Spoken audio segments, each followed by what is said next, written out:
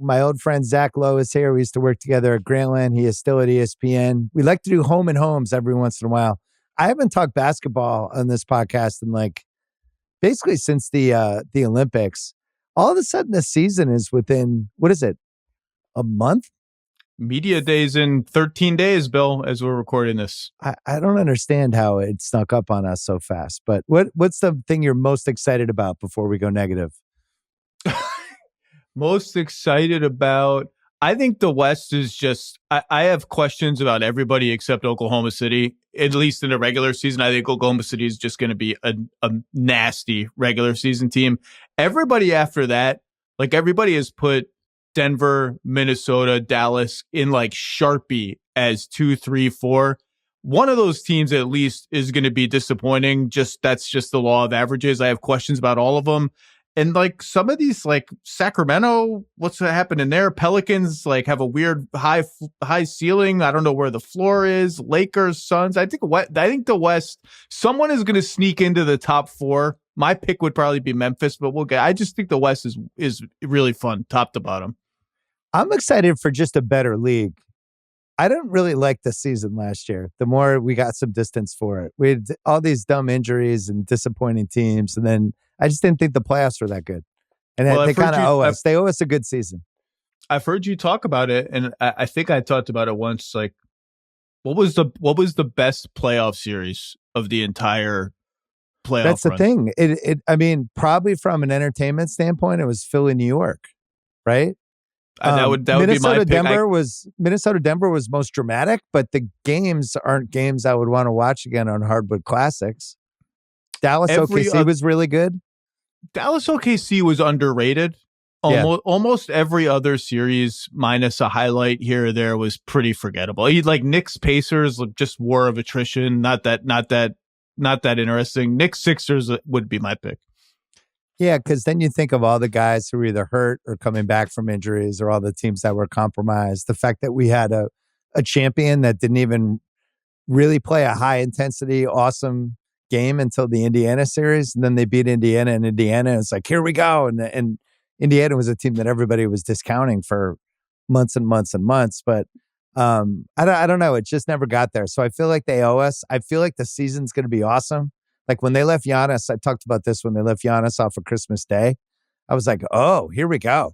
This is good. Like we have so many good teams that Giannis didn't even make Christmas Day. But that's not what we're going to talk about today. We're going to talk about the NBA things we're worried about. Now the worry draft. Yeah, and it doesn't even have to be a draft. We can just alternate back and forth. And if somebody takes somebody else's, that's fine. But now that we're not landing the plane on opening night yet, but now we're kind of within, 40 minutes. The flight attendant's telling us to maybe get ready to hand the little TV things back. Get your stuff. Make sure you don't leave anything behind. The number one thing you are the most worried about heading into this NBA season is? Yeah, I had a no-brainer number one pick for this draft. You could go a few different directions, but for me, it's the Milwaukee Bucks. Just everything Milwaukee Bucks, top to bottom. Disaster season in just every possible way last year. Coaching hire gone bad. Mid-season coaching change / podcast retirement by Doc Rivers. Doesn't right the ship. Writes some things about the ship, but not the whole ship. Another Giannis playoff injury wipes them out in the first round. Middleton's injured off and on all year, and Dame just rough adjustment on all levels, much rougher than we thought after the just earthquake of a Drew Holiday trade that was their way of saying this other iteration of our team that won a championship, it's hit the ceiling. Like we can't get back to the finals with this group. We need a jolt. We need a change. This is it. Juice the offense. Bring in one of the greatest point guards of all time. One of the greatest shooting point guards of all time. Easy chemistry with Giannis. The story just writes itself. The whole season is a mess. Dame is even injured in the playoffs, and now everyone's a year older. Middleton is going into potentially the last year of his deal with the player option in 25-26. Same is true of Portis. Brook Lopez is going to be a free agent. Gary Trent's here on the minimum. I don't know how that's good. I'm optimistic about that, but he's like, this could just be a way station for him. Everyone's a year older. The injury questions, particularly about Middleton, kind of remain. And New York got better. Philly won free agency. Boston just rampaged to the title and brought everybody back. I don't know where Cleveland locked up everybody. Cleveland, Orlando, Indiana are coming from like the other side of the other half of the conference, all on the upswing. I don't know where this team fits in the Eastern Conference hierarchy. I do know that only Philadelphia would be in the conversation for me as team with more pressure on them in the Eastern Conference, because the Giannis domino is always just going to be sitting there, and the team just gets older around him. They haven't found a young player that's even kind of remotely interesting so far that Giannis can look at and say, well, like in 5 years, that guy's going to be awesome. And I don't know how this season is going to go. I have no feel for it. And the GM tried to take the Pistons job, or wanted to, and they ended up keeping him. That part was weird. They have a draft pick in the first round. He ends up taking a young guy who can't help them this year. I have the same concerns, but you could go glass half full on them too, right? Year from hell last year. They trade Drew. He somehow ends up on the Celtics, who become awesome. They get Dame, who we find out after the season hasn't worked out in the whole summer leading up because he was so afraid to get hurt before he got traded. And he comes in, he's going through a divorce, and he's just terrible. Middleton, kind of back and forth between whether he was healthy or not. Their bench was disappointing. And the Giannis stuff before last season was real. Like, whether people want to believe it or not now, they didn't know whether he was going to ask for a trade or not. And that's something that happened. So now you're looking at this season, and it's the same kind of thing. I know he committed to them, but that team's old. What have you heard about Middleton's just his body? The double ankle surgeries? The double ankle surgeries? And the knees, and it just seems like his lower body is going on him. And to me, that's the biggest issue of all for them. I mean, I've heard that I haven't checked in a while, but I haven't heard anything that like he's not going to be ready, to start the season or earlier in the season. I don't think, like I said, I haven't checked in, but so I expect him to be okay. But I have heard concerns about, like, does he have any chance on defense anymore? And, this is a team that's going to ask him to guard real guys. And, the defensive infrastructure around Giannis and Lopez, which is a great place to start any defense, is not what it used to be. The bench is like Pat Connaughton fell off a cliff last year. I don't know what the hope is for him. But look, I make the glass half full case to people all the time, because I just can't write off a team with Giannis if Giannis can just avoid these freakish injuries before the playoffs, because the guy is like the freaking Terminator. And Dame is still, I expect Dame to have a better season. So there's like two ingredients right there. Coaching stability should help. I mean, the record under Doc was worse than it was under Adrian Griffin, but the Adrian Griffin thing was a disaster. Like, it's easy to make the glass half full case. I can't write a team with Giannis. I just can't write them out of like they can't win the East or whatever. They also stole some minimum salary guys that I didn't think we had that on our bingo card. They got 3 guys who are going to be able to play in a playoff series for them with no money whatsoever to spend.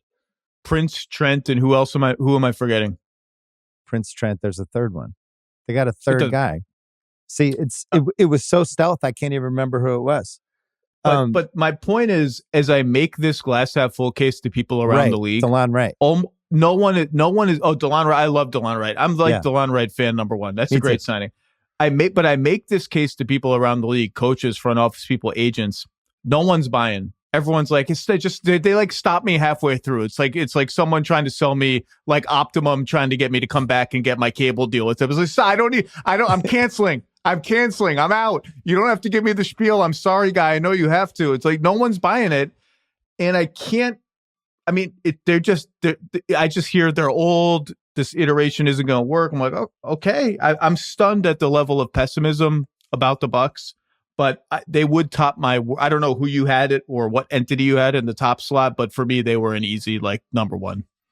So Middleton played 33 games in 23, played 55 games last year. The minutes were low. It's 24.3, 27 for the last 2 seasons, 15 a game.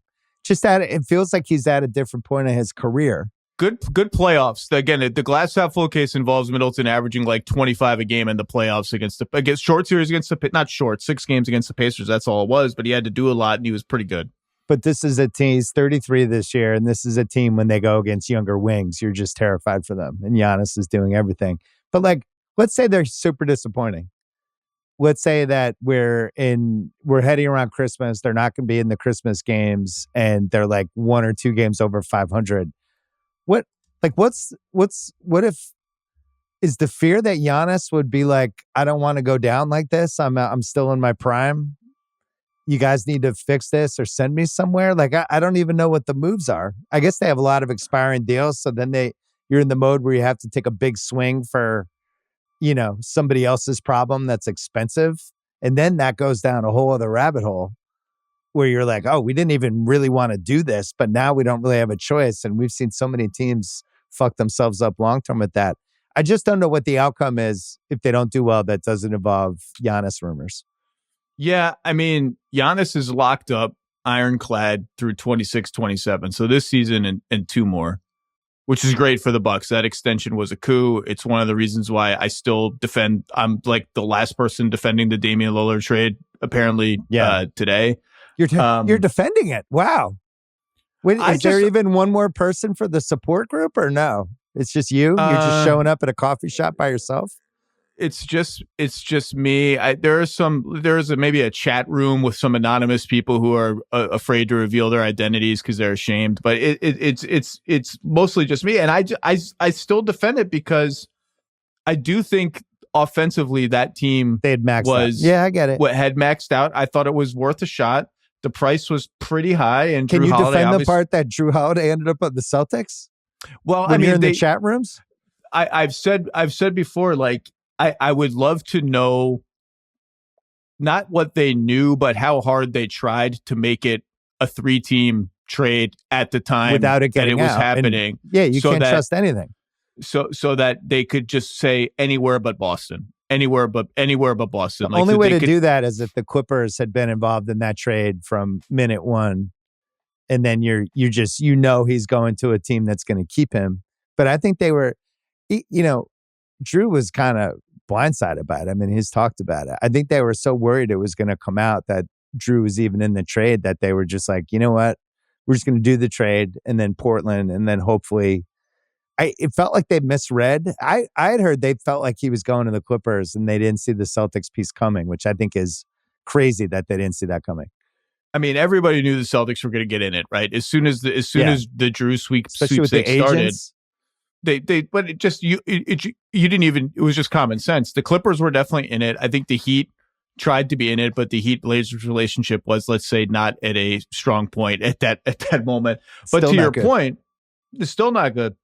And to your point, like if it is looking like, all right, you know what, it's not happening. Giannis is locked up. But I don't even know what the move is because Middleton is. By the way, nobody is locked up anymore. If Giannis wants to get traded, he's going to get traded, and that's what the league is now. If he decides I don't like the situation, that's it. This is how the league goes. That's largely true. You at least have the leverage of years and time on your side. In any case where the guy has that many years, but like Middleton's essentially an expiring contract. Lopez is basically an expiring contract. The move would be Dame, and I've said before, like I'll bet you Miami would revisit that, the failed Dame talks before. But that's what am I getting back that makes Giannis happy? If that's my concern. Now, if he comes to me and says, sideways. "Hey man, if I'm here for the long haul, like you need to recoup some draft picks, you get Tyler Hero, whatever fake Dame trade return you want to speculate about, like I'm cool. Like that's one thing, but it's a tough. They can't compete with other teams for a big name player that comes available via trade. They don't have the picks. They don't have the young players. I don't know. This is all the reason why there would be number 1 on my anxiety draft. There's no scenario going into the season where they can be considered to be one of the top 3 teams in the East. If you go to the FanDuel odds, you're just writing it up. There's no scenario I'm just where saying from FanDuel odds, Celtics for the conference are plus 155. The Sixers are plus 440. Now, we can talk about them later. The Knicks are plus 440. and Milwaukee's 7-1. So they're like firmly in the fourth spot, at least from a betting odds standpoint. Everyone has written them off, and like not me. I haven't written them off yet. I still feel like Dame has a big comeback year in him. It's very possible. Last year was just a year from hell from him. I, at the same time, was not bullish on Dame with what everybody wanted to give up on them last year because of the small guards moving at a different point of their career. I think there's cases to be made both ways, and I feel like we're going to know in the first couple weeks of the season. Is like, oh shit, this looks like 1997 Dana Barros, or it's like, oh, this looks like 2019 Dame again. All right. So my number one pick, which I thought you were going to take, and I got to say I'm a little surprised, the Denver Nuggets. Ooh, I guess I've talked about them a lot, so I don't want to overdo it, but they're in my top 5, I would say. Not number 1 or number 2. They lose KCP, who, granted, if you look at his playoff stats, it's not devastating, but it was a guy who was a proven defender. The Murray extension coming off his playoffs and then the Olympics and whatever is going on with him physically, that makes you gulp. Gordon's got an extension coming. They've been passed, at least as a regular season team, by OKC and Dallas and Minnesota and maybe one other team. This is a 6-year run already. 1 title, 1 round 3, that's it. They've had 0 60-win seasons. They've had the guy who's been, it's either him or Giannis who's the best player in the league since LeBron finally dipped a little. Jokic turns 30 this season. And I guess my question is, are we ever going to have a great Jokic team? Because this team, they won the title and they had that great playoff run, but they've never had a great start to finish season. They've never been kick-ass great for 9 months. And with a guy like Jokic, especially if you compare him with some of the greats in history, which I think for both of us, he's in the top 15 of all time now. It's just a little weird and a little unlucky that it's never happened for him for 9 straight months. And the Murray thing has a huge piece of that. Murray gets hurt at the worst possible time and misses 2 postseasons. Last year was a complete fluke. I don't understand what happened to them. They have a 20-point lead at home in Game 7 and just completely fall apart. Fluke is maybe the wrong word. Whatever that was one of the most unusual Game 7s in the history of the league. And then afterwards, all the stuff they're talking about is, yeah, we were dead. We were exhausted. It's like, go look at the history of the league. This is teams have played 4 or 5 finals in a row. People have been having 9,500 game seasons for a quarter of a decade or a half of a decade. The Warriors were in the finals every year from 15 to 19, playing 100 a game, 100 games a year, the huge bullseye. Every building they go into, they're like rock stars. There's no way the Nuggets had it harder than that Warriors team. And I don't really know where this goes, but I don't like where we are. So they did go 16-4 in the playoffs the year they won the title. Right. Obviously, they nice played run. a couple play-in teams. So you're saying never had a great year, a truly great Jokic team. They've never won 60 games in a season. That seems impossible, but it's 100% true. You know, they've been grinders. They've been up and down. It's a team that, especially last year, they felt like they were down 10, 15. They'd come back. They'd figure out how to, steal games in the fourth quarter, and then the playoffs, that went away. And I'm just nervous because, as you know, Jokic and Curry are my 2 favorite non-Celtics. And I just hope we're not on the downside of the mountain with this Nuggets run already, because they don't have a lot of moves. It's the Lakers Porter series move is the Porter move's the one kind of big move they can make. Other than that, I don't know what the moves are. Well, the Porter thing becomes interesting if and when Gordon gets an extension, because then the team is just going to become so prohibitively expensive. Because then, like, you get into Christian Brown's deal comes up and Peyton Watson's deal comes up, and are all these guys still on the team? Something is going to have to give, because the Cronkies just aren't going to pay like $30 million over the second April or whatever it's going to be, $30 million over the tax every single year. But I don't, like, you talk to people around the league about Michael Porter Jr. and his injury, like, kind of lit one of those seasons on fire. He and Murray lost the postseason together. People don't quite know how to value him, because the on-ball aspects of his offense just haven't really developed at the rate that people had hoped. He's on offense. He'll get an offensive rebound. He's a good cutter, but he's not doing all that much off the dribble. So he's in this perfect ecosystem for him where he has the greatest passing big man and one of the 5 greatest passers of all time, probably. And this offense that's built around movement, it's absolutely perfect for him. Nobody really knows how that would translate. His defense is average on good nights, worse on. At least he's got size, which helps them, like for whatever thing they're he's trying to build. A very tall shooter, which tends to age really, really well. But he's not like the tall shooter in the classic Durant Dirk mold, where it's like just give him the ball at the nail, let him work, he rises up. Like that's just the failsafe. I think like the Denver one is a great pick. They're relying on youth. I wrote about this a couple months ago. They were dead last in 3-point rate last season, 3-point attempt rate. They lose a good 3-point shooter in KCP. They elevate a mediocre 3-point shooter in Christian Brown. They signed the worst high volume 3-point shooter in the history of the NBA in Russell Westbrook. Didn't mention him. I intentionally left him out of my case. Well, there is a line somewhere where you just have to take more threes than this, or else you can't win 4 playoff series in a row in 2025. The math is too difficult. But there's one other issue with that. We didn't even talk about Murray yet. The more miles they put on Jokic in these seasons, his 3-point shot starts to go sideways, right? And that's what happened in Minnesota. He carried it over to the Olympics. And teams were just like, go ahead, man, knock yourself out. They were almost trying to Jedi mind trick him. Well, it's by far the lesser of all possible evils that Jokic can inflict on you. Right. So in some ways, it's like in the NFL when there's some really good offense and a quarterback that does certain things, and then defenses eventually figure out, all right, we'll just do this, and if you make them, you make them. And with the amount of miles that he had last year, because they couldn't take him out, and the bench I know they have some young guys they're counting on, but it's just the ecosystem we have now in the league where you're just not going to have deep, awesome teams anymore unless you're in this situation like the Celtics where you're just going to spend $1 kajillion for an 8-man rotation. So the Westbrook piece, we've seen how many teams now try to talk themselves into this? We had Houston.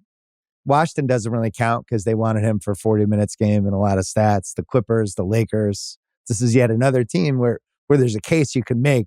Well, he's going to do this. Then Jokic is off the floor and Westbrook's energy, and we can run stuff through him. His rebounding. Like he did some good stuff on the Clippers. And then in the playoffs was an abomination.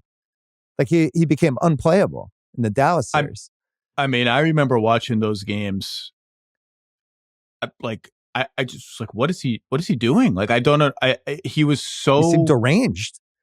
He was on tilt the whole series. And like you said, Denver is a bad free throw team. Okay, he can like just rampage to the rim and maybe get us some free throws.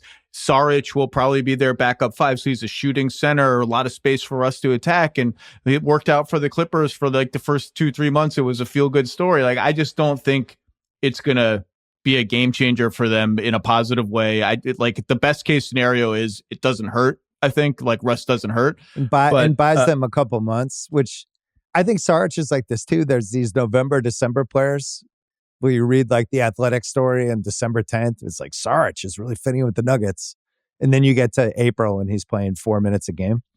And they seem to have a few of those, but Murray's going to determine this one way or the other.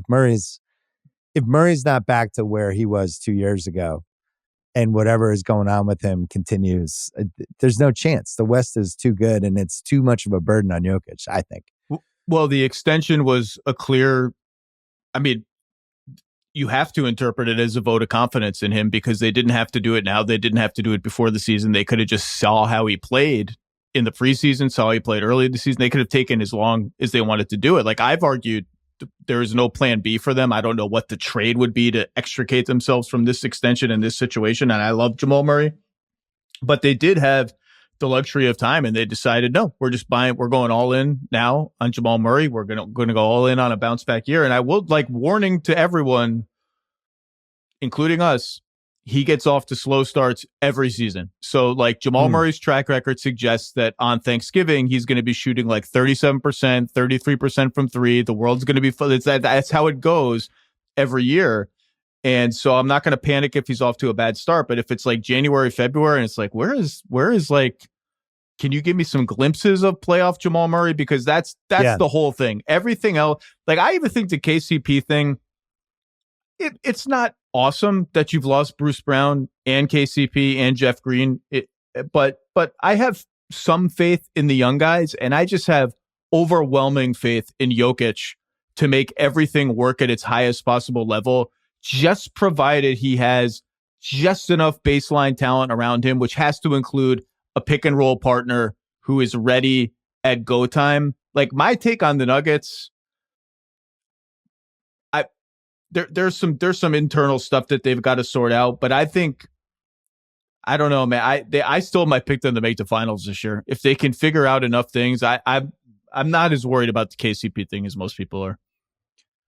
I'm not as worried about it either, but combined with the Bruce Brown, and you think about how important those guys 2 years ago, it's just, there's undeniable that it's changed. They're tied for the third best odds for the conference. OKC's plus 320, Minnesota plus 450, and Dallas and Denver. Have you decided? Have you made a you haven't? It's too early to make a finals pick, right? Like you haven't made like your. The only thing I did, I was in Boston for like mid-August, and I bet on the OKC to win the conference and the one seed stuff, just because the odds hadn't caught up with the regular season. I did regular season stuff with them, and then the conference stuff, and now the odds have become the right odds, but I felt like they were a little off there. So I mean, the big inefficiency is Memphis, which was I think 22-1 to win the conference. That's down to 16-1. But I feel like a crazy person about Memphis, and maybe they're on my list of worries. So let not worries, but I'm so bullish on them that I feel like a crazy person. It worries you how much. I have a specific thing that every time I'm like head over heels about Memphis and like hammer the over, like they could be the number 2 seed. There's one thing that I keep coming back to, but we can get to that later. Milwaukee and Denver are the two things we are the most worried about heading into the 2024-25 season. What is your second pick? So maybe this wasn't as high on your list because it's a little bit of a cop-out. But number 2 on my list was Joel Embiid's knee. I had it later, but I had the same thing. Like I've been talking about this in relation to back when a flashback a year, and the whole Philly situation seemed a little bit uncertain. Like, is this gonna hold together, or is he gonna be the next guy that asks out? And you've talked about various places he might have asked out to go to, and then Maxey blows up. They have a great season. Embiid scores more than a point a minute. They're cruising until he gets injured. Then they get Paul George and free agency. Everything's all settled. And I was talking about like, man, can you really throw the 5 first-round picks, 4 swaps, best young players for Joel Embiid, who is maybe the best player in the NBA when he's healthy, but gets hurt all the time? And this was before Jonathan Kuminga fell on his left knee and he had a meniscus injury. And both his knees have been injured, I think multiple times. The left one has definitely been injured multiple times. And it just is beginning to feel like an inevitability that at some point in every season, he's going to have an injury. And it's no longer just for a while, it was like the freakish injuries, like Pascal Siakam breaks his face. He has the eye socket injury. There were a couple others like that in the playoffs. Now it feels like the lower body stuff is starting to pile up. And maybe, again, this is a cop-out, but this is a team that's obviously all in for this season, having signed Paul George. And then we all agree, they did an amazing job in the offseason, rounding out the roster with Caleb Martin and some smart minimum signings. They are tailor-made to make a mid-season trade to upgrade the 3-4 spots in the rotation. And you know, they have KJ Martin's contract, they have picks. Like, everything is riding on this season, and it all falls away if Joel Embiid gets hurt, and he seems to get hurt every year. And the repetitive nature of them is very worrisome to me. And it's frankly the reason why, like, I'm not going to pick them to win the East. I'm not going to pick them to win the title, because Joel Embiid getting hurt feels like a more likely event than Jason Tatum getting hurt or even Giannis getting hurt, which sounds crazy because Giannis has missed the last 2 playoffs with injuries, or anyone on the Knicks getting hurt, no matter how many minutes Tibbs plays everybody all the time. And they all got hurt. How at about the end me of last getting year. hurt? I feel like I play tennis all the time. I feel like I'm a better bet to stay healthy. I had Joel Embiid's body as one of my things. I just think he's had too many injuries, and I don't think he's in shape. And we haven't seen him really in shape. And all you have to do is go back and look at the videos of him during that run when Jimmy Butler was on the team, or look at him the first year when he played the 31 games. Go look at him against Kansas. He's carrying so much more weight now on top of all the injuries that he has. It's a recipe for disaster in the NBA. We've seen it too many times. The league has changed. We shoot more threes. The defense is better. There's better scheming. I get all of it. But one thing that has never changed is physically, if you've had a lot of injuries and you're not in good shape, you're going to keep getting hurt. And that's been the case since the 1950s, and it's going to be the case with him. And I'm with you. I think when you're in the playoffs, that is a 9-month run. And when you actually get to the playoffs, that becomes 10 weeks, the highest intensity possible. It favors the younger guys. It's bad for the older guys. It's bad for the injury-prone guys. I keep thinking about Blake Griffin when I think of Embiid, where Blake Griffin had all these different injuries. Some were, bad luck in his legs. Others were like he broke his hand punching the equipment manager. But all of a sudden he had like 7 or 8 injuries. And if you added her up, it was like, oh shit. And then the Clippers were like, we're out of the Blake Griffin business. We're trading him. And then his body broke down a year later. And I just think with centers, I'm with you. I get it. On paper, those 3 guys look awesome. There's so many reasons why it might not work out. And there's a couple of reasons why it could. One thing you surprised me was that you thought he's the best player in the league when he's healthy. I just don't think he is. I mean, I said maybe. And last year, healthy Joel Embiid was what he was doing offensively was absolutely outrageous. Like, I was early on the Jokic train. I've been saying Jokic is the best player in the NBA for a long time. Last year, it was very close because his scoring was just absolutely outrageous. His turnovers were no longer, his passing was better. His assist to turnover ratio is better. So when Paul George signed in Philly, there was some Paul George, like, schadenfreude is too strong of a word, but even Windy was like, how many times is Paul George going to change teams and we're all going to go crazy about it, and it's the biggest story in the NBA? And what does it lead to? This is Windy saying, like, how many playoff series wins has it led to? Like, what does it amount to? And yeah, Paul George has had some not great playoff moments, notably in the bubble, and then last year against Dallas, he was not good enough. I have no anxiety about Paul George as a Philadelphia 76er, even in big playoff games. Like, he's going to be the third option. It's a perfect role for him. The pressure isn't the same. All my Sixers anxiety is about Embiid. That's the only reason I'm like, this is not like my pick to make the finals. It's all about his body. And the one thing that they can control, he can control his conditioning. He can't control the bad breaks that he keeps suffering on the court.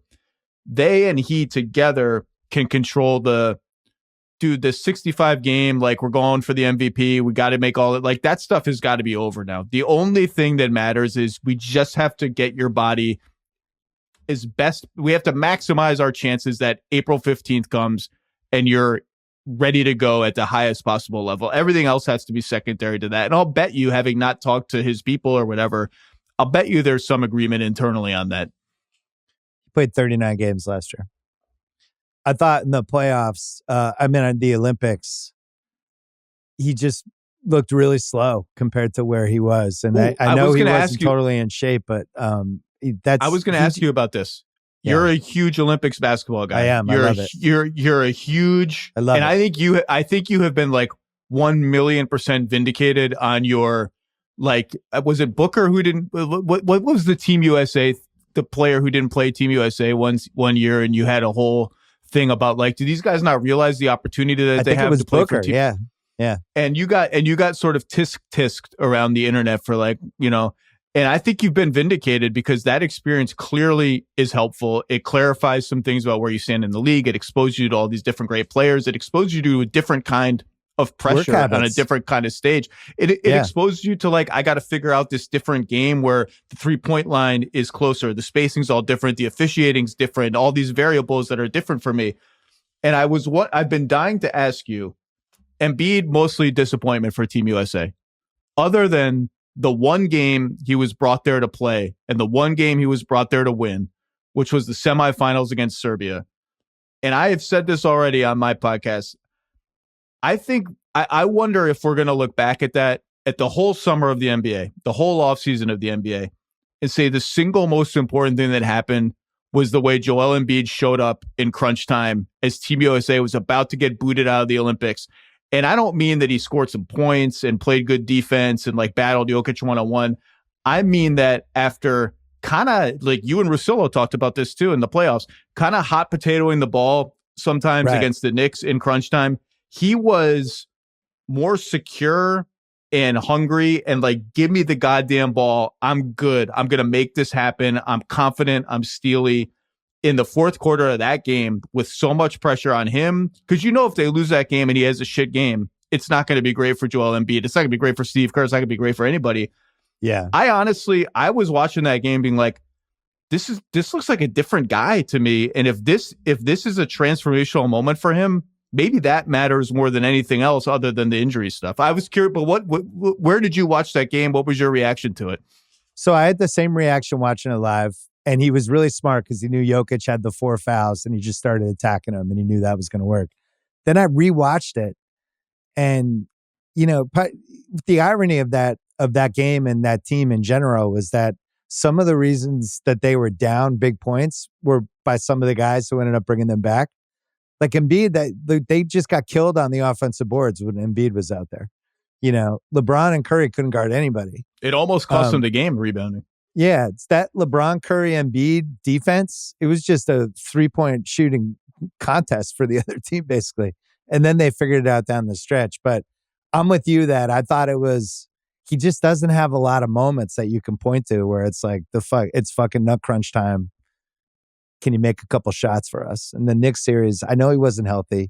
And that's unfortunately probably going to be his autobiography or his biography until he flips it, which he might this season. But the title of his autobiography would be, I know he wasn't healthy, ... And that's just, he's been one of the bad luck guys in the history of the league. But I do think part of it is on him because he's not in shape. Get in shape, now, Embiid. He did have a couple of massive scoring games in that series on one leg, including a 50-point game. He has a buzzer beater in the playoffs against the Raptors. Remember that crazy 3 on a sideline out of bounds play? It was first round, like nobody really cares. First round, game 3, put you up 3-0. Whatever. Don't defend his playoff resume. It's not. You're not. Oh no, You're not getting me to I'm bite not, on this. I'm not trying to do that. But that did feel like that Serbia game felt like a moment that in a sports movie would carry over into the next season. Like in the movie, he'd get the ball late in Game 7 of the second round against Boston, and then there'd be like a flashback to the Olympics on the right block against Jokic and everything on the line. And then we'd flash back to the movie and he'd use the same move and make the same facial expression. That's what would happen in a movie. I'm going to go. My next one I'm concerned about. I'll save the Celtics. Well, this gives us an excuse to talk about the Grizzlies. Ja Morant. So the odds are dropping. They are the stealth sleeper in the Western Conference. Ja Morant has played 257 career games. He's 25 years old. He's made round 2 once. He's played 70 games the last 2 seasons. He's made 1 second-team All-NBA. And we've gone so glass half full on this. I include myself because I think Memphis is going to be really good. I love that. I can't wait because you don't watch college. I can't wait until like November 10th when you're texting me about Zach Edey. You're like, holy shit, Zach Edey. I love this guy. It was just a really good pick. He's going to play for them. They're getting all these guys back. And they were really dangerous 2 years ago and 3 years ago. And Ja had a couple playoff series. He had a playoff series where he averaged like, I think high 30s. He had 2 postseasons where he was around 30. And I just think we're penciling that guy back in. But he's had a really tumultuous 2 years. I have no idea where his head's at. And the history of the league says this could go any way. This might be who he is. He might just have a tumultuous career. and we'll look back at him and we'll say, oh man, you know who was awesome? John Morant. And his legacy will be Twitter videos where it's like, John Morant was a problem. And it's just him dunking on people. I thought you were going to say his legacy was going to be another kind of Twitter video. Well, that too. And just like a what could have been guy. Or all the shit that happened to him in the last 2 years has put him in the frame of mind where he's like, you know what? This Anthony Edwards thing, he's kind of took the spot that should have been mine. I'm coming back hard. I have my shits together. I got new people around me and they're going to be awesome. I'm worried about the tumultuous side in that we're just sad by December. They're like, oh my God, can this guy stay out of his own fucking way? So that's why I have them second. It all makes sense. I mean, I guess John Morant's availability is a cop out in the same way as Joel Embiid's health is, right? Like it's an obvious thing to be worried about. I guess I'm less worried about it because he came back last season and he was awesome and he made crunch time shots. Remember that game against the Pelicans? He had a massive shot, a game winning shot. And then he hurt his shoulder, which is just a thing that happens. Right. But he seemed to reintegrate himself into the team pretty easily. And you said stealth, like they're the stealth sleeper in the West. There shouldn't be anything stealth about them. We know that when they have Morant and Bane and Jackson and a decent supporting cast, they win a lot of games. The playoff record is just okay. Remember that insane series against the Timberwolves in the first round, the year they made the second round, and then the Dillon Brooks LeBron stuff happened and they were summarily dismissed by the Lakers. But you know why I said stealth? Because until recently, the Lakers had better odds to win the Western Conference than Memphis did, which is just insane. That's like, do people watch basketball? I think the first time I checked their over-under on ESPN Bet, it was 44.5. And I was just like, how? I get the West is super deep. And so all these teams are going to beat up on each other. Win totals might be deflated as a result of that, at least outside Oklahoma City. I just think there's nothing stealth about them. My worry is, so I did go in and watch Edey college stuff after they drafted him some. Oh, good. And I see exactly what they want in him, like the screens, the short roll, the monster offensive rebounding, the size and the motor. The motor is what everybody loves about him, and it's like the free throw shooting, the ability to get to the line and make free throws. Super hot. The other piece of that you'll love. He's an end of the game. We're up 2, we're going to get fouled. The other team's going for a steal. Just lob it up to him and he catches it and gets fouled. Big guys who can shoot. Big guys who shoot 80 plus at the line are just such a valuable thing to have around. It's a lot of pressure on a rookie to go in and potentially be. I think he's the front runner to be their starting center, if not already written in pen in the starting 5. That's just a lot of pressure, particularly defensively, where they're going to move him around so that, maybe Jackson can roam around and protect him. Maybe they hide him here over here when Jackson can guard the point of attack, whatever it ends up being. And Jackson in a big burly center has been a formula that's worked for them. It's just a lot of pressure on a rookie. That's all. Maybe given his deep college experience and all that, he's the perfect rookie to walk in and accept that kind of pressure and thrive on it and not care about it. Obviously his offensive role is going to be a lesser one than it was in college. That's probably good. But that's the only worry I have is like, you don't see a lot of potential top 3 to 4 seeds, which is what I think Memphis is. And if you want to call that a contender, fine. I think contender to like win the whole thing is a step too far for me at this point. You don't see a lot of teams like that being like, yeah, we're going to start a rookie and play him 28 minutes a game or 25 minutes a game. It's just not a thing that happens very often. Yeah, I guess the counter would be he probably could have come out a year ago and got this extra year. So he's almost coming in. He's like a second-year guy versus a first-year guy. Their over-under went up to 47.5, by the way. I'm still taking the over. Yeah, I'm taking it all the way up to 50. Would you have preferred for the fit on this team, if we're just chasing wins this year and next year, would you have liked Klingon or Edey as their rookie center? Either one. I think, they just needed somebody with size. Is this a Brandon Ingram team to you? That has been that's been floated to me. I don't think so. I don't sense that that's a thing. That's is there a Brandon Ingram team? I think it's gonna be I went through a lot of the teams that people around the league have suggested to me, like the Clippers had been suggested to me. I didn't sense that there was anything going on there. The Heat, I've pitched the Heat before. I think you have too. I think it's going to be this is one of my worries, is the Brandon Ingram thing for the Pelicans. Like, what the hell is going on there? What is this? Yeah, that New Orleans too. We can do that quick. So he's still on the team. I'm not sure how likely that was when they made the DeJounte Murray trade, because now they have all these ball handlers and Tice is their most experienced NBA center, and he's undersized as is, and they seem to be just like, we're going to start Zion at center. Even, they might say, well, Herb Jones is taller than Zion, so Herb Jones is a center, whatever. It's just a strange team, and now they have this thing hovering over them. He skipped the informal mini camp thing and had the Instagram, whatever, passive aggressive Instagram video. Is he going to mope? Is this going to be? That would be a good website. Passive aggressive hoops hype. Just posts of passive aggressive things NBA players are doing. But it's an unforced error. This starts back at the end of the season when Griffin, for whatever reason, is just like, yeah, we got to make changes. We're going to do stuff. And then the Ingram stuff starts immediately, and then they shop him around the league all summer, and it's an expiring contract. Nobody wants him. He's somewhat of a victim in the mess they're in. He's somewhat of a victim of the Cooper flag / everybody wants to be in the top 5 of this draft. So none of the bad teams, which could in theory be like, yeah, we have assets, we'll buy on what is he, 26, 25, whatever he is. We'll buy on a young guy who's borderline all-star, whatever you think of him.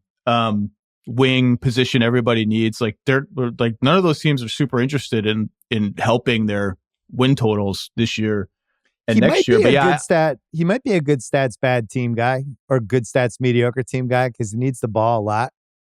And it's interesting that Golden State, Kerr had him on that one. I think that's just a total no-go because of that. Yeah, it's a no-go because they were like, oh, this isn't the type of player that succeeds in our system.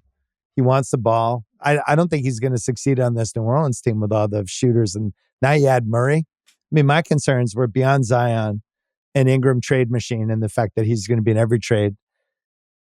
Murray's not exactly like Jason Kidd in the mid-2000s. Like, he's going to get his. McCollum's going to get his. Zion's going to get his. Trey Murphy's going to come off the bench. He's going to want some. Why? A lot of shots on this team. Why can't we get Trey Murphy into the starting lineup? We can't. How about we this? Just can't. We can't make CJ McCollum a 6-man. It's like impossible to do. Why can't we get Trey Murphy an extension? That's the other crazy thing about them. Like, they're just like if we were the GMs of the Pelicans, I'm pretty sure we would have locked down Trey Murphy right now heading into his 4th season, right? It's like, let's not even fuck around. Or would we just be? You don't lock him down because maybe he's the best trade chip you have. Or you just don't lock him down because he might come off the bench and we might be able to squeeze him a little bit in restricted free agency in the summer because no one's going to have cap space and whatever. But this is the problem with that, because I get that. And that's totally logical if you're running a team. But now you're Trey Murphy. And I'm pissed. You're playing for an extension. Now my minutes are going down. And I feel like the team is like deliberately trying to lower my value. It's just not, there's a lot of subplots on this team. So he's probably unhappy, I'm guessing. Ingram definitely unhappy. DeJounte Murray comes in. This is my team. Zion, hey, this is my team. I'm Zion Williamson. There's just a lot going on, and they have no center. Tice is going to be their starting center, and Zion, those are their centers. What are they going to do when they play like Embiid? I don't know. Start. They like there's the good European centers guy in the they league. have coming over. Jokic, like you go, there's going to be 10 centers that they're going to have some sort of answer to. And I just feel like this team's been snake bit. You think like Zion's, you talked about that Embiid moment in the Olympics. Zion's having this incredible game against the Lakers. Like, he's taking it to LeBron athletically in a way that he just made LeBron seem like he was 50 years old. And then he gets hurt. The game's not even over. He can't make it to the end of the game. So to me, New Orleans is out in the playoffs. I don't have them in the playoffs. Wow. I'm going to keep working on this. But if I had to pick 8 teams, I'm not sure they're one of the 8. There's too much going on. I don't like it. I think we need to change the way we pick like playoffs. I think we need to pick like a top 6, and then everyone after that is So maybe in that's the play-in or not in the play-in. Yeah, the new school playoff. What do you think their odds are to make the playoffs right now? Because we can look this up. So they're minus one, at least on FanDuel, minus 188 to make the playoffs, which seems way too high to me. Because I got OKC, I have Minnesota, I have Denver, I have Dallas. Put those in. Memphis, Phoenix. Now I'm in the Sacramento, New Orleans, Lakers, Golden State, Houston group, maybe the Clippers. Steve? And I don't know, it makes me nervous. All right, we got to do the Celtics. I can't wait to hear what you could possibly be worried about the Boston Celtics. Bizarre Tatum summer. True. Porzingis health. He's back in December. Is he? Are we sure he's December? Because there's 2 Celtics teams. There's the one that has Porzingis on it, and then there's the one that doesn't during the regular season. So when they say December, I'm just going to assume February. They just won a title. Everyone sacrifices when you win a title. Everyone's just looking out for the greater good of the team. Then you win the title. This is a premise of my entire book, the disease of more off of Pat Riley. It's just the sacrificing isn't as sacrificey once you actually win the title. So I'm worried about that.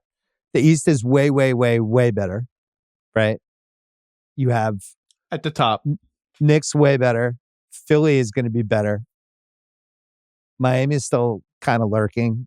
Milwaukee is still kind of lurking. Cleveland, Orlando are sitting there. Like it's just not going to be the same. And then the Celtics sale is a pretty interesting added piece to this because that thing's going to move fast. I don't think people realize how fast that's going to go. Like that, it's going to be November. That team's going to be sold.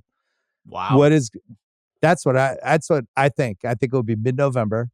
The process is in the middle of it right now. They're finishing their books. They get the books out to the prospective buyers, kind of have a sense of who the buyers are, what it is. And is this going to be the Pagluca group that wins it? Is it going to be an outside group? If it's an outside group, those people are all bringing in their own people. So now you have this organization that felt like it was probably in the safest spot of any of the 30 teams, right? They have the most continuity. They have people that have been there 15, 20 years. They're at the finals thinking like, this is great, man. We have this nucleus.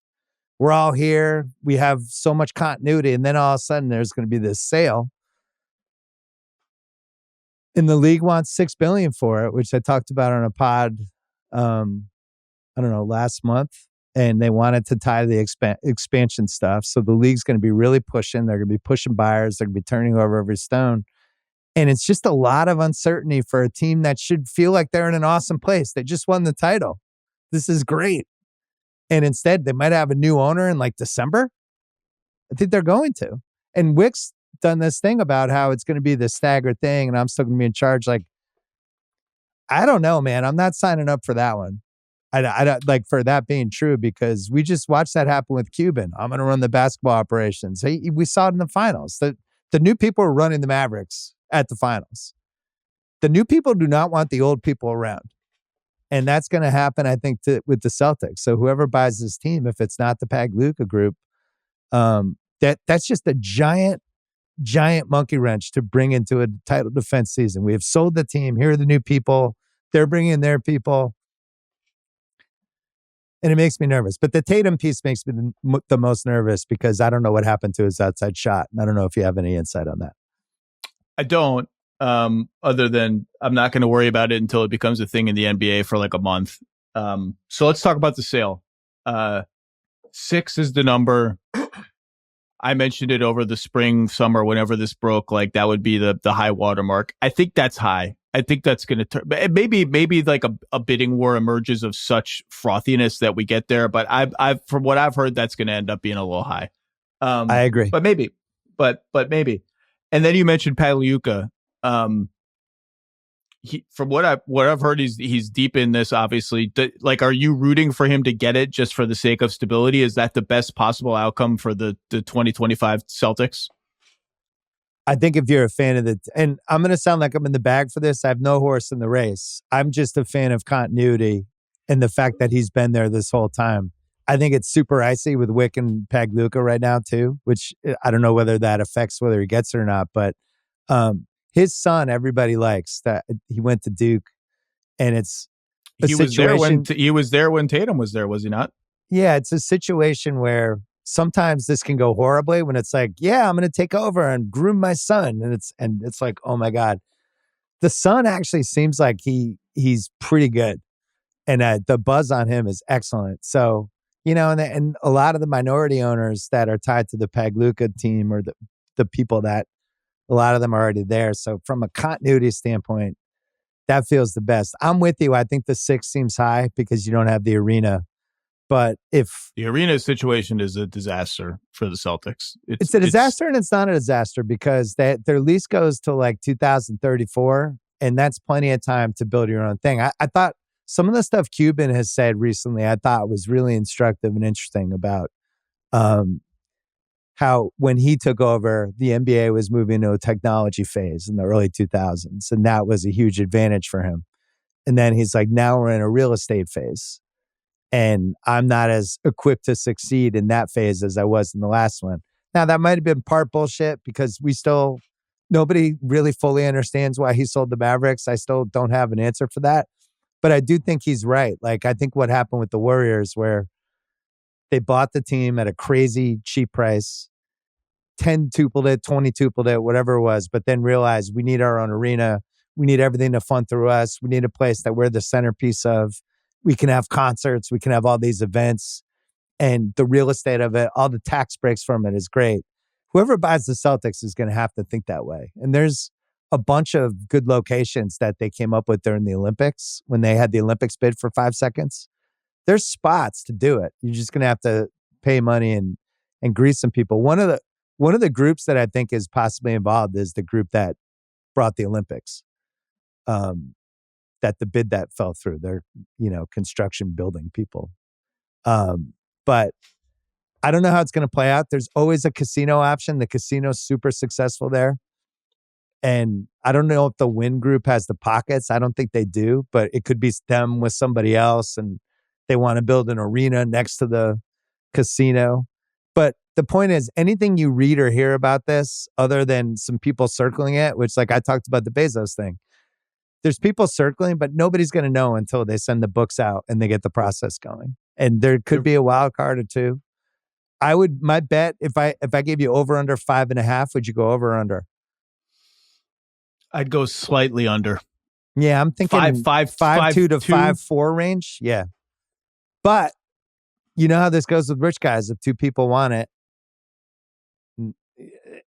and it starts up and up. And I know Pagluka. Same thing with contract extensions on guys like Trey Murphy. The line gets held, and then the deadline approaches. All right, what's an extra $4 million to get this done and keep Trey Murphy? Okay, fine, just boom, done. And then the other piece is, the stuff with Wick and his dad. That story is going to come out at some point. I don't think the right version of the story has come out yet, but I think that's been the biggest head scratcher of this whole thing because, the Irv, the legend, like rich guy legend, all time, like great businessman, just revered, and made one of the great investments of all time. And that's sometimes how these guys think, where that's like, I 22-tupled my investment. I am disciplined with this. It's time to get out. And they have Epstein, who I think owns 15% of the team. I assume he's going to sell because he did his job. He 22-tupled the investment. He's going to get the fuck out. So it's a lot. My point is, it's a lot of flux with the Celtics team that this should be a happy thing. They're defending the title. We should have, and instead there's 5 variables already. So that's what I'm worried about. The basketball stuff, I'm just going to assume that Tatum will be Tatum, and this will all just be a random slump, blip on the radar, whatever. The disease of me, the disease of more. I can't remember which one it is because I think it's disease of me. Both. But I call it disease of more, but then some other people say me. I just don't. I hadn't even thought about that with them because who wants more? Like Tatum and Brown already get a ton. White and Holiday are unselfish and have been paid and just play the way they do. Porzingis is just out there to shoot threes. They play this and post up switches like we saw in the finals when he went bananas over all the Mavericks defenders in game one. Like, and they play this 5-out fast moving system that just seems to lend itself well to ball movement, and Tatum and Brown still get their 25 plus a game. I just didn't think about that for them. I didn't think about that for them. And Porzingis is hurt, but they still have Horford, Cornette, Keita, who's pretty good. Still Horford, is he 40 yet? He's like 39. Like, how many? Ageless. What's a realistic minute limit for him? Yeah, look, they have White and Holiday, who, if they aren't the two most unselfish guys in the league, they're in the first team All NBA for whatever list that is. And you have Horford, same thing. There's a lot of the Joe Mazzulla, I think, had an awesome second year. And I think even when Tatum was struggling during the Olympics, Mazzulla flew out to France to kind of make sure everything was okay. Like, that guy's locked in, knows his roster. I think the jump he made from year one to year two has been astounding. People love that dude. You know, from going from the days of my dad and I calling him Second Row Joe, like, he's been amazing. There was a list of some website had a list of the 30 best coaches, and he was like 11th. It's like, how is this dude 11th? They just won 80 games in a season. I'm worried about third. the Tatum I had thing. him third. I had him third coach of the year. Anyway, I'm worried about the Tatum thing. I want to see him. You know, I talked about this on the pod last month, but going back and watching his shot as a rookie versus where it is now with this hitch that he has, and Eddie Johnson had a theory that maybe he put on too much weight, which has happened with NBA, too much muscle, and sometimes guys get muscle and it kind of changes how they shoot. But it got to the point in the Olympics. I mean, he was 0 for 16 from outside. That's he couldn't crazy make a shot. Stat. Like, he could not. They couldn't play him. That was the reason he wasn't playing. So anyway, what do you have for the next one?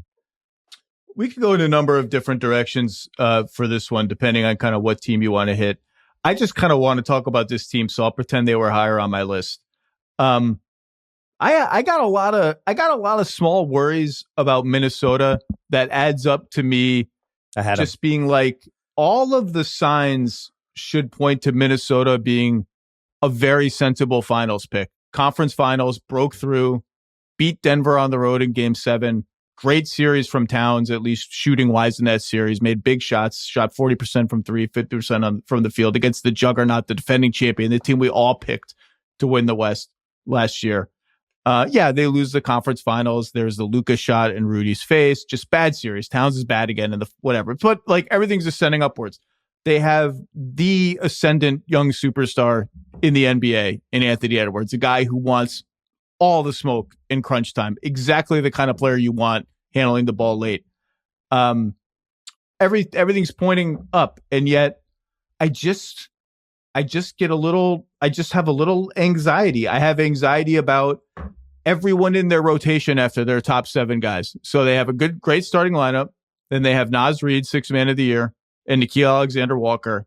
And after that, it's the kids and Joe Ingles. That makes me a little nervous. Like, I'm counting on the kids. Joe Ingles has been done for 3 years. Yeah. Well, but he's got, and you can Conley's talk me old. into you can talk me into Joe Ingles shot 43% last year. He's got great pick and roll chemistry with Rudy. That's cool. Mike Conley is 37 on opening night. Will be 37 by opening night. They can kind of get lost offensively when he's not on the floor, and he's 37. And they're relying on a lottery pick for the other minutes. Talk about weird summers.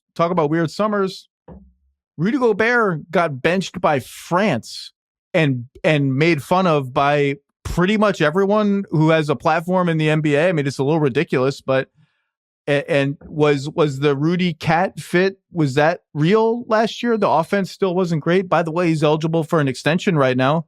Is that going to be a thing? I still think this team can make the finals. They should get far in the playoffs. I guess what I'm saying is I'm more worried is too strong a word. I'm more cautious about Minnesota than everything about their timeline suggests that I should be.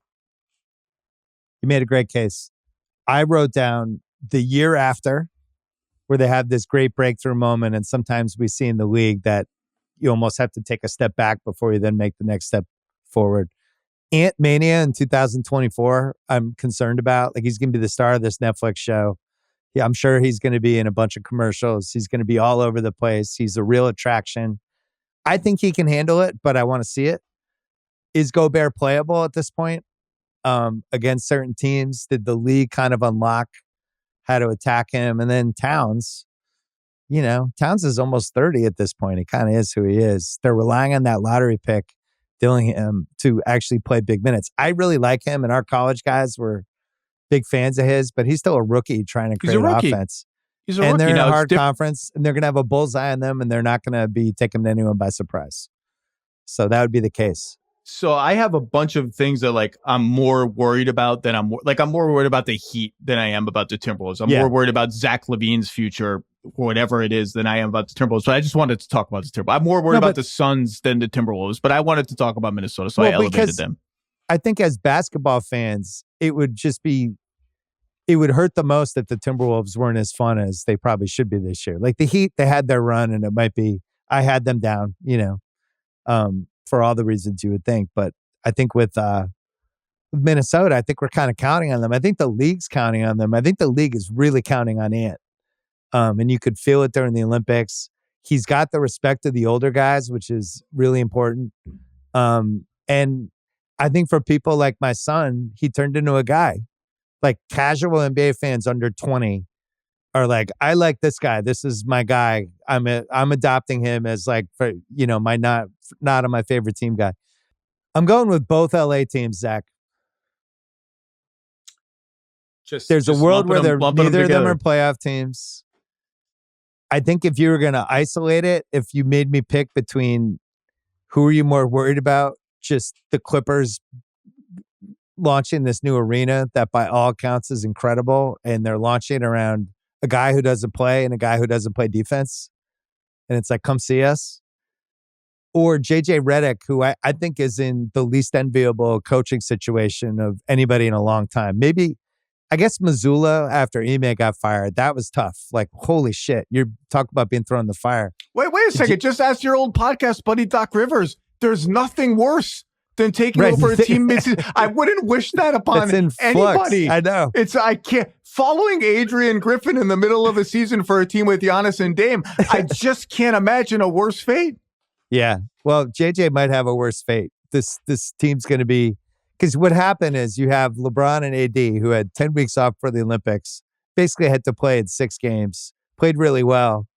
And I was guilty of it. I said it after the gold medal game. It's like, shit, when you watch these guys play at this level, it makes you think like, why can't the Lakers put a championship team around him? And then afterwards, I was like, why did I say that? Because part of this league is you got to play for 9 months. It can't be like, hey, we got to ramp up for 6 games. You got to ramp up for 95. And this also, team is going to have their fifth starter is not Devin Booker. Right. And they don't have like all NBA guys coming off the bench. The Bronny thing's going to be super weird. It just is. It's going to be a story day after day after day, on top of the fact that if this team doesn't do that well. Wait. What, like, do you think that continues to be true? Yes. If and when he's just in the G League and he's over here and like, we're not talking about the South Bay Lakers on NBA Today, or maybe we will be. I don't know. Like, do you think it remains a thing? Do we think he's going to be in the G League? I would think so. I think JJ gave him a guaranteed contract. That's fine. I will be very surprised if he doesn't spend part of the season in the G League. Listen, you get clicks and you get page views if you put any story with Bronny in it for basically from the preseason on. That's just how it's going to go. You saw a glimpse of it in Summer League, and then that's how it's going to keep going. And if he's not playing for the first 10 days, then that becomes a story. Is JJ burying Bronny? He's 100% playing in the opening game so that they can have a moment together. Like, right? That's going to happen. Like, so they pass to each other, whatever it ends up being. It's one of the coolest NBA situations we've had, and it's also going to be one of the weirdest because, like, imagine being on the team. Like, we saw a glimpse that there was already grumblings about the Summer League team about how everything was built around trying to get Bronny to succeed. And some of the other guys are like, what the fuck? I just think it's going to be a story. I'm going to try to avoid the story as much as possible because I don't really care. I think the more interesting thing to me is, what does LeBron have is he even a playoff guy anymore? Can he play enough games? Can he play more than 55, 60 games in a season with all the miles he has? Will AD ever be that healthy again? Is there going to be a difference between Darvin Ham and JJ as a coach? Was Darvin a scapegoat for last year? The Laker fans were out on him. Pelinka was out on him. But really, what were you going to do with that roster anyway? It was pretty strange. So there's that. And then the Clippers side is just, it's Kawhi. It's a team built around Kawhi Leonard and James Harden, who are in their mid-30s now. Who do you think will have a better record of the two, if you had to pick? It's a great question. I probably would pick the Clippers because of their role guys. Now I don't know. I don't know. Who would you? I would pick the Lakers. Because if LeBron plays 60 games, it's probably the Lakers, right? They'll go like 43 and 39. Well, does either of those teams have a chance to win 46 games? Yeah, I think the Lakers do. Really? I don't. Yeah, I think they do. I think those two guys, if they have health like they did last year, which is a big if, I think those guys are that good. Well, how about the flip side of the question? Which team has a lower basement? It's the Clippers. Oh, the glass half empty version of the Clippers season is like the glass is actually empty. Yeah, the glass has smashed. My daughter threw the glass off the table and it smashed on the floor. The glass just smashed. People are stepping on it. There's blood. And Sam Presti just in the corner with a broom going, I'll clean that up for you. Hey there. I am pessimistic about the Clippers. I've been pessimistic about the Clippers since the offseason unfolded the way it did. I still don't really understand what they did with Paul George. I saw God bless Ty Lue. He's a great coach, and he had in a story that we had, Youngmisuk had it about like, I can't wait to prove everybody wrong. I'm like, cool. I don't see it, so I will be one of the people that you prove wrong if you indeed win more than 40 games or whatever. If you're a 500 or if you're better than 500, I just don't. I don't see it. Well, Kawhi will get hurt. Kawhi getting will sent miss home games. from the Olympics was rough. Kawhi will miss games, and Harden with a bunch of okay players around him. I just don't see it. The Lakers, I think what's not being talked about the Lakers and all the focus on Bron and AD and Bron's age and can they stay healthy to the degree they were last year, and then the Bronny thing and the JJ thing. The Lakers' depth terrifies me. I like their starting five. I'm not a D'Lo guy, but I still like their starting five. I think it works. D'Lo, Reeves, Rui, LeBron, AD, assuming that JJ starts that lineup, which he should. Who do you trust after that? Like after that, it's Gabe Vincent, who missed basically all of last season, and then a bunch of guys who are either totally unproven or proven to be guys that probably should be at the very back of your rotation. If they're healthy, like even Jared Vanderbilt, who Laker fans love, okay, like can we fast forward to the point where he gets played off the floor in a playoff series? Like after him, it's like Jackson Hayes, Dalton Connect, Hood Schifino, Max Christie, who I'm optimistic about, has proven nothing in the NBA. So everyone focuses on LeBron and AD. I think he is going to play, but he's got to earn minutes. You got a decent contract. Like everyone focuses on LeBron and AD. I'm like, man, if Austin Reeves misses 20 games, who's taking those minutes? That's what scares me more about the Lakers almost than the fact that LeBron is about to turn 40 years old. Well, and you didn't even mention the other hallmark of these LeBron teams is if it starts out slow, everyone's in trade rumors by Thanksgiving. And then we're just in trade rumor season with the Lakers from, I would say, Thanksgiving all the way through till we actually had the trade deadline. And every guy on that team is, except for maybe AD, is not safe. And they have the 2 picks to trade. They have Connect, who would have trade value, though they love him. And JJ's already drawn up plays on the whiteboard during the draft for Dalton Connect, which is cool. He can really shoot. I don't know who the guy is that they're putting some of those chips in for. I've kind of joked before or said before, like I think Jeremy Grant makes some sense for them just because I don't think like that. That's not going to win them the title. Well, but I don't think when Portland gets religion, I don't think the cost of Jeremy Grant is going to be that high. I don't think they're getting this like mother load for Jeremy Grant that they think they should get. And so when the cost gets to a point where the Lakers can meet it, but then you're going to have to trade like a real salary or two to get there. And I don't know who that is. Like that the Lakers could. It's not like you could just trade Rui Hachimura. It's like, oh, this guy's a meaningless $18 million. No, he's like a starter on your team that you need.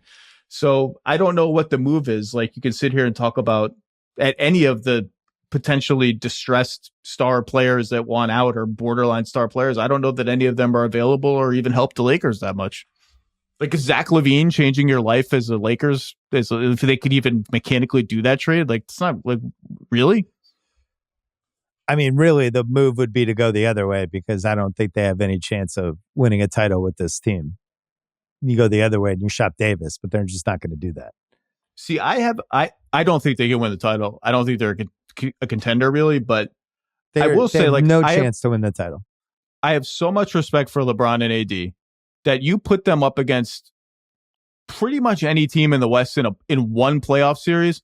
Like, yeah, they could steal this series. Like, they could steal just around. Yeah, they could even like last year. Now, this is a totally different Thunder team that I think is going to be a juggernaut. But remember last year, all the buzz was like, oh, the Thunder, the Lakers would really be a dangerous opponent for the Thunder. I would have picked the Thunder in that series, but that's neither here nor there.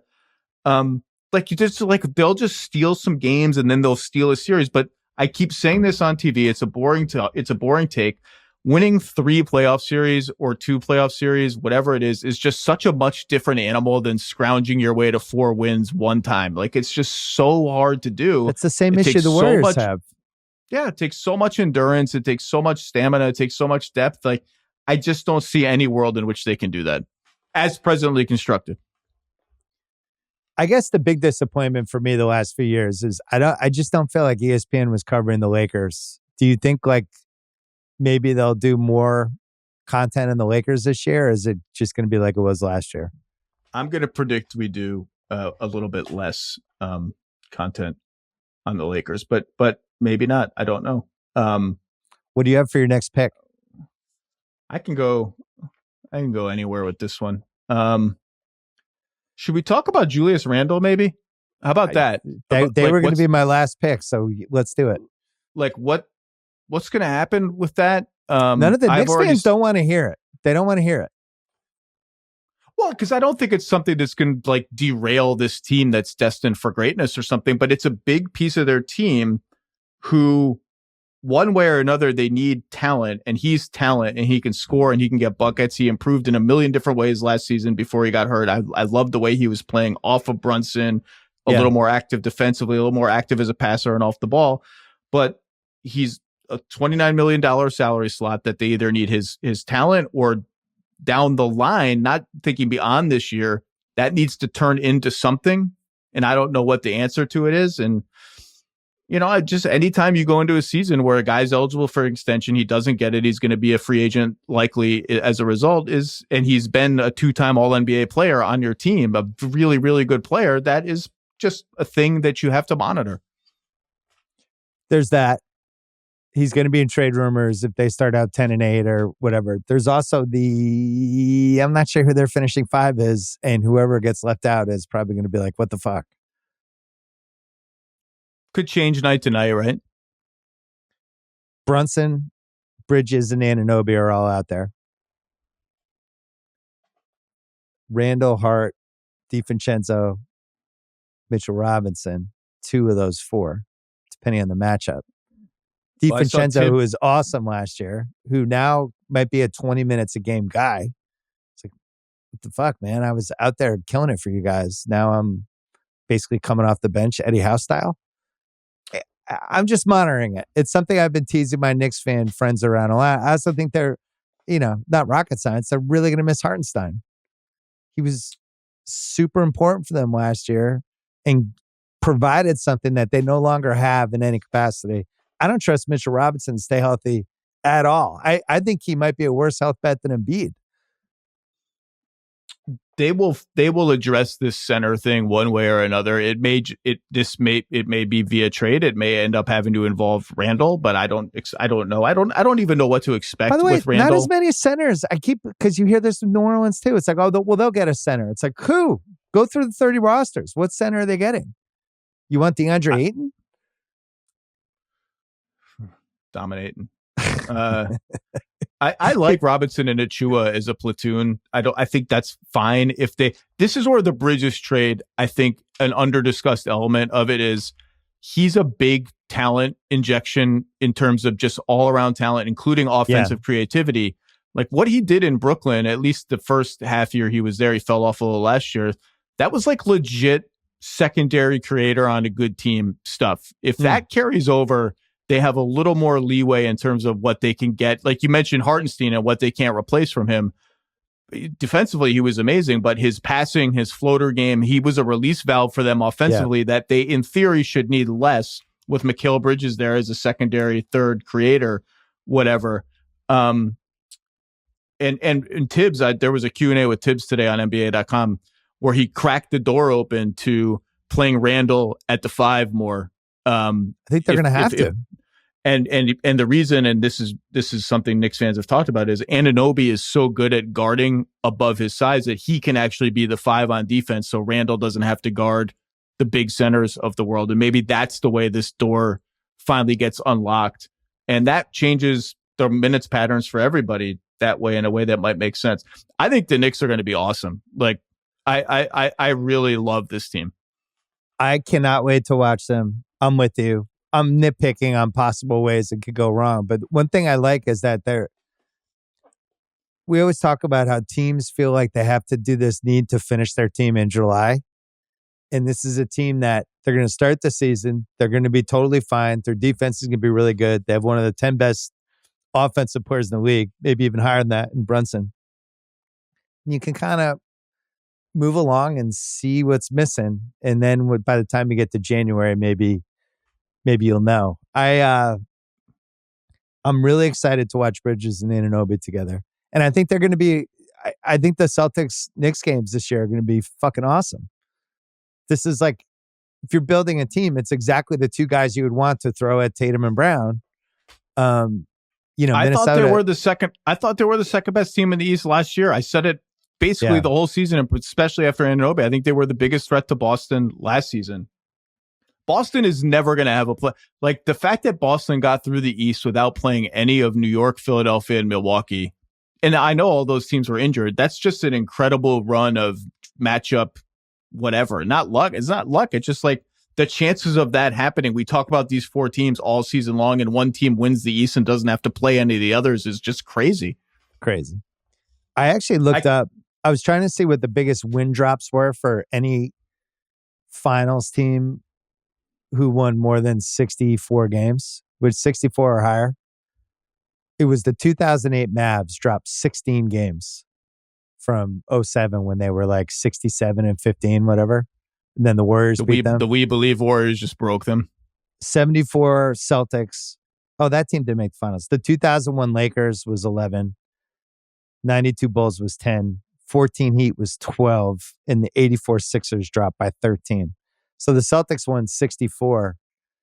I think even if you're going super pessimistic and Porzingis doesn't come back till February, them dropping in the mid-50s is just historically, unless there was a major injury, about as low as it could possibly drop. So my point is, like, for the 1 seed, I wonder what the Knicks have to get to actually challenge the Celtics. Because I'm just super dubious of the Porzingis thing. When they throw out December, when you hear this stuff now, don't you just add like 4 to 6 weeks when you hear a date like that? So December. Especially when you have the luxury of the talent that the Celtics are going to have. Like there's no need to rush him back. And what was the most stressful segment of a playoff game for you as a Celtics fan last year? Was there ever a moment you were like legitimately tense?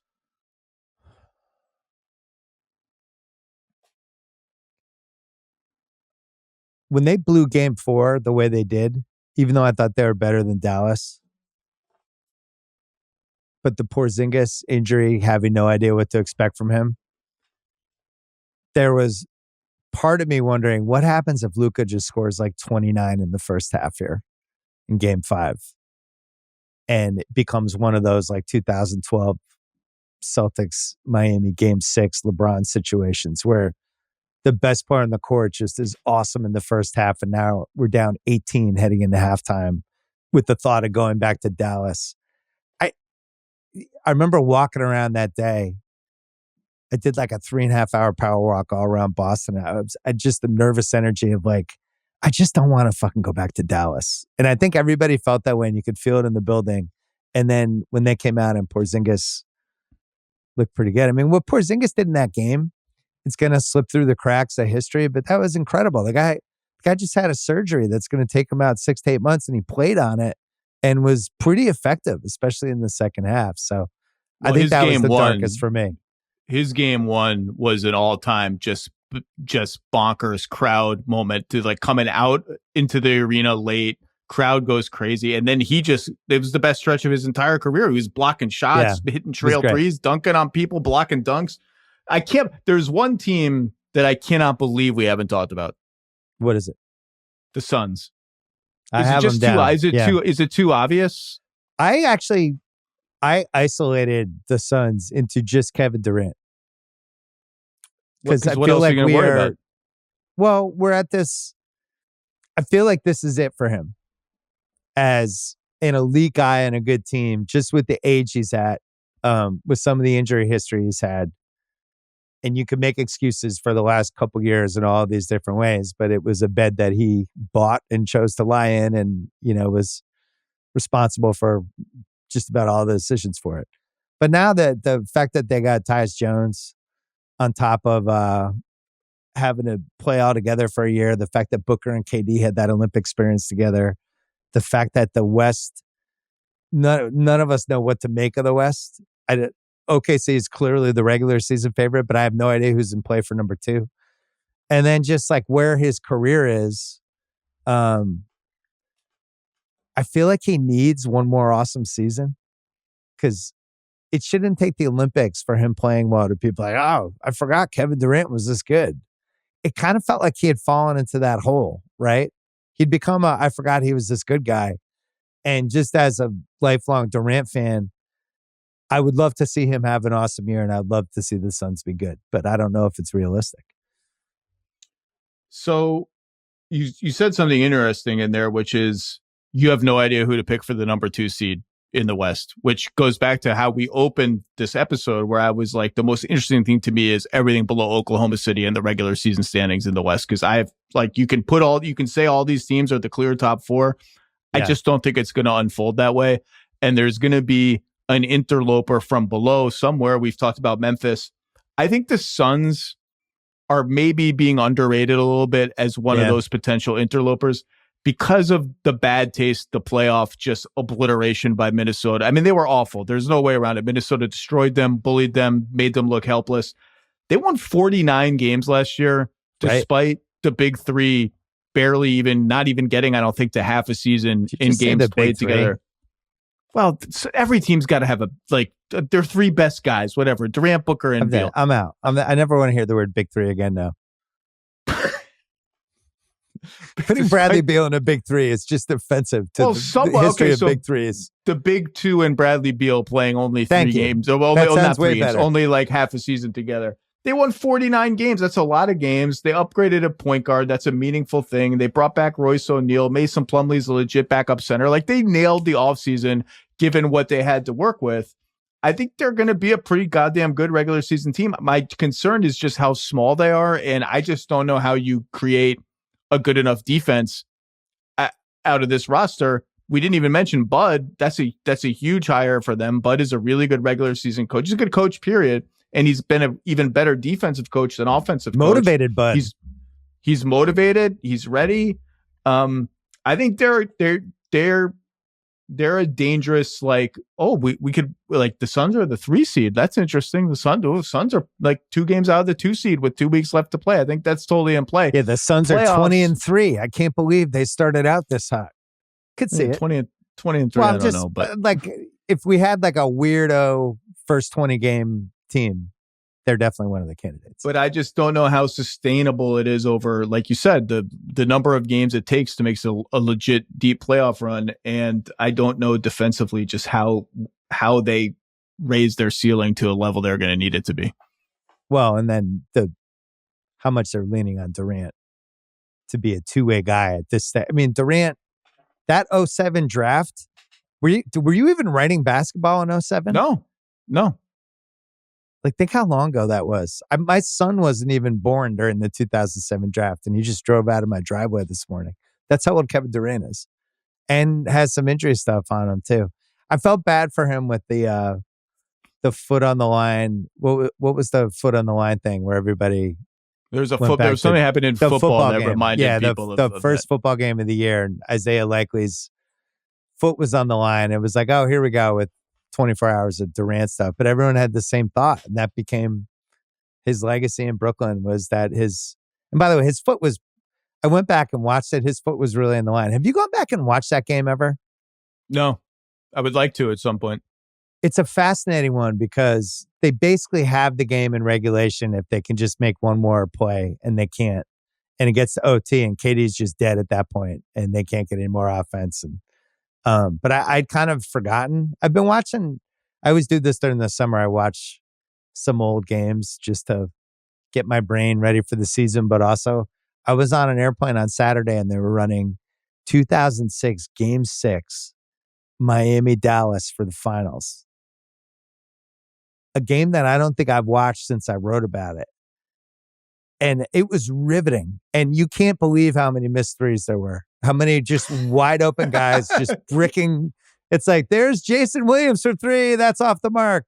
Gary Payton from 3, off the mark. And just people bricking threes. But Alonzo Mourning was the key to that game. He came in, he blocked like 5 shots and was like a maniac. And Wade was incredible. And then I went on a whole Wade kick. And I'm like, Wade's the most underrated star of the 21st century. That's where I circled back on JetBlue on a Saturday night.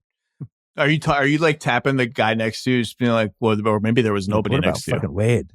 Yeah, like like Dwayne Wade, most underrated. Wade? Not even properly Dwayne rated, right? Wade? He got to the free throw line like 20 times. But the part I forgot was they're up 3. They foul Wade. He misses both free throws. Dallas gets the ball back for another 3, and Terry misses it, and Miami wins. But that Miami team was like just a team we'll never see again. Where it's Antoine Walker, Udonis Haslem, who's awesome in that game, Mourning and Shaq. They're just playing like big guys everywhere with Dwayne Wade. They get washed up Gary Payton. It's just a team that resembles no team we would watch in 2024. So let's talk about the foot on the line game for again. Because it's framed as this ultimate what if moment. And I think the assumption baked into that framing is that, well, if that's a 3, the Nets win the series and the Nets then win the championship. And if they win the championship, what does that mean for this Harden, Kyrie, Durant core that then flames out so spectacularly just a season later? And I get why that it's framed that way, because the next round they're going to play the Hawks, who are this upstart. Like, how did the Hawks get here? Oh, that's right. They're going to beat the Hawks. And then the next round is the Suns, who are just kind of like not surprised, but like they just got way better than people expected, way faster. Yeah. But people, I think, just skip a little bit, just scoot on by the fact that Kyrie was out with an ankle injury. Remember, he landed on Middleton's foot, I think, turned his ankle. He wasn't in that game. Is he coming back? And Harden was playing on one leg, and give him a ton of credit. He was giving them everything he had. He was huge in Game 6 to get that to Game 7. Playing on your one. Your guy Joe Harris was basically dead. That was the other piece. He was not making a lot of shots. Could not make literally anything. So what state are the Nets in if they do get through that series, and do they have enough to win 8 more playoff games against opponents that, no one is going to really remember that Hawks team? See, I never thought of it as a Nets title, because the title probably already went out the window when those guys all got hurt. To me, it was a Durant legacy thing. Just a Durant thing. Just the what ifs of that career, which I think he probably has the most what ifs of anybody, because there's an alternate universe where he's in year 18 on the Seattle Supersonics, and he's the most popular athlete in Seattle history. There's the what if of the Klay Thompson game. There's the what if of... I can't go down this one with you. I can't. Like, it's too deep. It just never ends. 2019, he is the best player in the league, and it's not close. And he's tearing through the playoffs when he just gets hurt in that Clipper game. And then the 21 thing with the foot in the line, which if he had beaten the Bucks by himself, that would have been amazing. You wouldn't have been able to say shit about him. So Yeah, it's, I'm obviously been accused of being a Durant defender, and I'll admit to it. I think I don't think there's ever been a forward like him, and I just think his career, some of it's He's self-inflicted, one of a but kind. one of a kind and just terrible bad luck. And then we watch him in the Olympics, and people are like, "Oh, Kevin Durant is amazing." It's like, yeah, he's been amazing this whole time. Anyway, we are going to take this to your podcast, I think, in 2 weeks. Something we'll like think that. of some other gimmick. By then, camp will be going on. Media day will happen. What, Brandon Ingram trades? I'm saying there's no Brandon Ingram trade by then. If you were Denver, you wouldn't have at least a meeting about Porter for Brandon Ingram? You wouldn't get the staff together, hush hush, just be like, can we talk this out for 3 hours? I would get the staff together. I think that's get the staff together at least. What about the Pelicans? You have that with the Zion injury possibility. I don't know. I kind of like Porter. We all know what Ingram needs to do to be functionally a number 2 or number 3 on a great team, which is just shoot more threes and play better defense. And like that's just like he hasn't played that way in the last couple of years. He plays like DeRozan and Durant and Kobe and the mid-range gods, which is just not quite at that level offensively, although he's really, really good. I think he's actually become a little underrated because the most recent memory of him is just getting smothered by the Thunder coming right off of an injury. And I think Brandon Ingram is pretty goddamn good, but yeah, he's got to, even if he stays on the Pelicans, he's got to do those things. And we just haven't seen that stuff. Anyway. He's a fear of mine as with the Miami Heat, because I just feel like they're sitting there waiting they purposely did nothing. They're just kind of sitting there, and they could go in 19 different directions, including in the tank where all of a sudden Butler's unhappy. How bad do the Heat have to get? And I'm not saying the Heat are going to be bad. I said last week on my podcast, like I think the Heat are even a little better than people are giving them credit for. But I'm just from your standpoint, when do you stop being scared of the Heat? If they're like 5-30 in 3 years, it's like the Friday the 13th Part 9 movie where you're still kind of scared of Voorhees. He's got like a pot belly. His head's been chopped off twice. I'm still a little afraid of him. Plus, they still have Bam. I'm not saying you shouldn't be afraid of this team. I just feel like you're very scarred by the Heat Celtics battles of the past 15 years. I still cannot believe Tatum sprained his ankle on the first play of that Game 7. I just want to know what the alternate universe is if he doesn't sprain his ankle in that game. What happens? It was a bummer of a game. It was a bummer. Bummer of a game. All right. Yeah, we'll do this again in a couple weeks on the Old Low Post. Zach Lowe, great to see you. Glad all is well. Can't wait to see you on ESPN talking about the Lakers. I'm sure there'll be some segments. And I'll see you on your podcast in a couple weeks. No comment. See you soon.